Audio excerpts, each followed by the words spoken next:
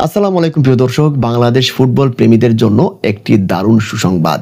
আর সেটা হলো বাংলাদেশ কোয়ালিফাই করছে, তারা এশিয়ান কাপের মূল পর্বে খেলতে পারবে। অনূর্ধ্ব-20 নারী ফুটবল দল অনেকটাই এগিয়ে গেছে, সেটা বাংলাদেশের জন্য অনেক গর্বের। গতকাল ছিল বাছাই পর্বের গ্রুপ পর্বের শেষ ম্যাচ, সেটা ছিল দক্ষিণ কোরিয়ার বিপক্ষে। দক্ষিণ কোরিয়া যে কত বড় একটা দল সেটা বাংলাদেশ হয়তো গতকাল হারে হারে টের পেয়েছে।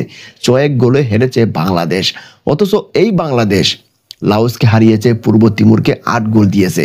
কিন্তু দক্ষিণ কোরিয়ার বিপক্ষে বাংলাদেশ দাঁড়াতেই পারছিল না। যদিও হাফ টাইম পর্যন্ত 1-1 সমতায় ছিল, কিন্তু হাফ টাইমের পরে এই দক্ষিণ কোরিয়া বাংলাদেশকে 5 গোল দিয়েছে। সো বাংলাদেশ এই ব্যবধানে হেরে যাওয়ার পর অনেকেই ভেবেছিলেন যে বাংলাদেশ হয়তো আর কোয়ালিফাই হবে না, বাংলাদেশ বাদ হয়ে যাবে। কিন্তু না, একটা আশা ছিল, সেটা হলো লেবানন আর চীনের বিপক্ষে।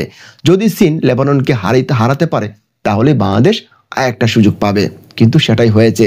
এই চীন লেবাননকে দিয়েছে 8 গোল, আর তাতে করে বাংলাদেশ কোয়ালিফাই হয়ে গেছে। কারণ কোয়ালিফাই হওয়ার আরেকটা পথ ছিল, সেটা হলো 8 গ্রুপ থেকে রানার্স আপ হওয়া 3টি দল যাবে, 3টি দল কোয়ালিফাই হবে মূল পর্বে খেলার জন্য, এবং সেটাই হয়েছে।